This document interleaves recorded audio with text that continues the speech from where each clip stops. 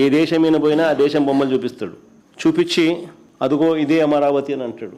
ఏ ఊళ్ళు తిరిగాడో తెలుసా? రాజధాని అమరావతి మాస్టర్ ప్లాన్ సిద్ధమైంది. రాష్ట్ర ప్రభుత్వానికి సీడ్ క్యాపిటల్ ప్లాన్ ను అందించింది సింగపూర్ టీం. ఆంధ్రప్రదేశ్ కొత్త రాజధాని అమరావతి నిర్మాణంలో సింగపూర్ ప్రభుత్వం వెనక్కి తగ్గుతున్నట్లు తెలుస్తోంది. పెట్టుబడులకు షాంఘై తర్వాత అమరావతిని సెకండ్ హోమ్ గా భావించాలని చైనా ప్రతినిధులకు చంద్రబాబు సూచించారు. అమరావతి ప్రాజెక్టు నుంచి మరో బ్యాంకు వైదొలిగింది. ప్రపంచ బ్యాంకు రుణ ప్రతిపాదన ఉపసంహరించుకున్న వారంలోనే చైనాకు చెందిన ఆసియా మౌలిక సదుపాయాల పెట్టుబడులు బ్యాంకు కూడా వెనక్కు తగ్గింది. అమరావతిని వినూత్నంగా అభివృద్ధి చేయాలన్న తన సంకల్పాన్ని చంద్రబాబు శ్రీలంక అధికార యంత్రాంగానికి వివరించారు. సీఎం ఆలోచనలో భాగస్వామ్యం అవ్వడానికి ఆసక్తి కనబర్చింది శ్రీలంక. ముఖ్యమంత్రి చంద్రబాబు బృందం హాంకాంగ్ చేరుకుంది. అక్కడి నుంచి చైనా బయలుదేరి వెళ్లారు. ప్రపంచం చూపంతా ఇప్పుడు అమరావతి పైనే ఉంది. ఏపీ రాజధాని నిర్మాణంలో భాగస్వాములయ్యేందుకు ప్రపంచ దేశాలు ఆసక్తి చూపుతున్నాయి. ఇప్పటికే సింగపూర్, జపాన్, చైనా దేశాలు అమరావతి నిర్మాణంలో భాగస్వాములయ్యేందుకు పావులు కదుపుతున్నాయి. తాజాగా ఇంగ్లాండ్ కూడా అదే ప్రయత్నాలను మొదలుపెట్టింది.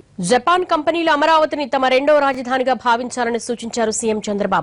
విజయవాడలో జపాన్ కంపెనీలతో సదస్సు నిర్వహించారు. జపాన్ ప్రధానమంత్రి చాలా స్పష్టంగా ఆంధ్రప్రదేశ్ యొక్క వికాసానికి, ఆంధ్రప్రదేశ్ ప్రగతికి మేము కట్టుబడి ఉన్నాము. మీ రాజధాని నిర్మాణానికి మేము పూర్తి సహకారం సాంకేతిక పరంగాను ఆర్థిక పరంగాను చేస్తాము అనేటువంటి మాట ఇచ్చారు. అమరావతి నిర్మాణంలో పాలు పంచుకునేందుకు వివిధ దేశాల సంస్థలు ముందుకొస్తున్నాయి. తాజాగా తాము కూడా అమరావతి నిర్మాణంలో భాగస్వామ్యం అవుతామంటూ కొరియన్, ఆస్ట్రియా ప్రతినిధుల బృందాలు ముఖ్యమంత్రి చంద్రబాబు నాయుడుని కలిశాయి. పెట్టుబడుల కోసం లండన్ లో అమరావతి కార్యాలయాన్ని ప్రారంభించింది. థేమ్స్ నదిలో పర్యటించిన బాబు బృందం అదేవిధంగా అమరావతిలోనూ రివర్ టూరిజం ను ఏర్పాటు చేసే అవకాశాలను పరిశీలించింది. ఆంధ్రప్రదేశ్ కొత్త రాజధాని అమరావతి నిర్మాణంలో సింగపూర్ ప్రభుత్వం వెనక్కి తగ్గుతున్నట్లు తెలుస్తోంది. నవ్యాంధ్ర నూతన రాజధాని అమరావతి నగర నిర్మాణం అభివృద్ధి ప్రాజెక్టు నుంచి తాము వైదొలుగుతున్నట్టు సింగపూర్ సంచలన ప్రకటన చేసింది. ఈ విషయాన్ని ఆ దేశ మంత్రి ఈశ్వరన్ స్వయంగా వెల్లడించారు.